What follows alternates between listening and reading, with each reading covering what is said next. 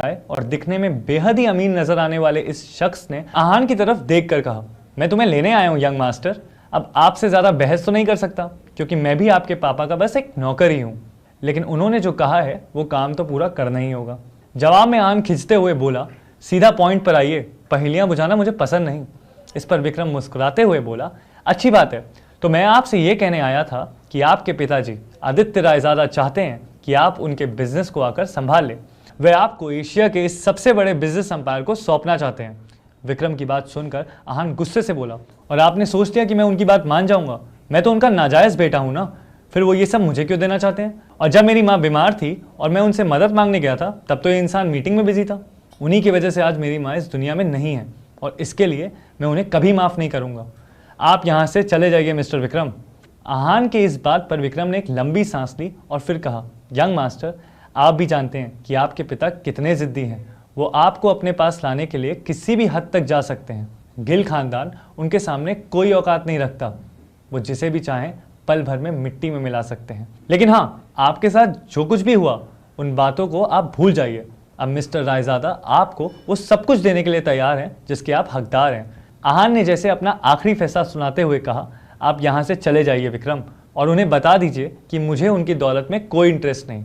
उनकी सारी दौलत मिलाकर भी मेरी माँ को वापस नहीं ला सकती। और हाँ, गलती से भी किसी को ये बात नहीं पता चलनी चाहिए कि मैं रायजादा खानदान से हूँ और रायजादा ग्रुप के मालिक आदित्य रायजादा का बेटा हूँ। इतना कहकर आहान ने अपनी बाइक स्टार्ट की और वहाँ से निकल गया। विक्रम उसे जाते हुए देखता रहा और फिर अपना मोबाइल निकालकर आदित्य रायजादा का नंबर डायल किया। दूसरी तरफ से आवाज़ आने पर विक्रम बोला, आहान ने आपकी बात मानने से मना कर दिया है।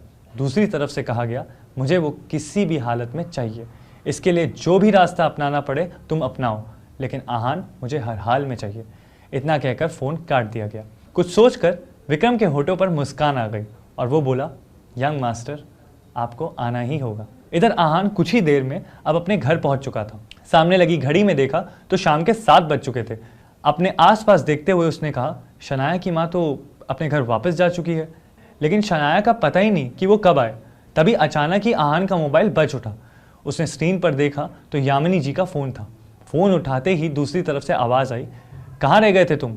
तुम्हें पता है कि तुम्हारी वजह से मेरी सहेलियों के सामने कितनी बेइज्जती हुई है, और ऊपर से तुम्हारा फ़ोन भी नहीं लग रहा था। फिर मुझे वापस अपने घर आना पड़ा। कहाँ थे इतनी देर तक? जवाब में आहान ने थोड़ी लड़खड़ाती ज़ुबान में कहा, माँ जी, मैं वो शनाया को लेने चला गया था, उसका फ़ोन। तभी यामिनी जी ने कहा, फ़ोन दो उसे, उसका फ़ोन भी नहीं लग रहा। इस पर आहान ने कहा, मगर शनाया मेरे साथ नहीं आई। पर अभी तो तुमने कहा कि तुम उसे लेने गए थे, यामिनी जी ने पूछा। इस पर आहान ने कहा, हाँ, मगर वो अपने किसी क्लाइंट के साथ थी। आहान का इतना ही कहना था कि तभी यामिनी जी उस पर चिल्लाते हुए बोली, रात होने को आई है और तुम कह रहे हो कि शनाया अपने किसी क्लाइंट के साथ है? ज़रूर तुम्ही ने कुछ गड़बड़ की होगी, इसलिए वो तुम्हारे साथ नहीं आई। अरे एक अच्छे दामाद तो तुम बन ना सके, अब कम से कम अच्छे पति तो बन जाते। ढूंढो उसे जाकर, कहाँ है वो, और मुझे 1 घंटे के अंदर शनाया घर में चाहिए। इतना कहकर यामिनी जी ने फ़ोन काट दिया। आहान ने शनाया का नंबर डायल किया तो वो लग नहीं रहा था। अब सच में उसे शनाया की फिक्र होने लगी।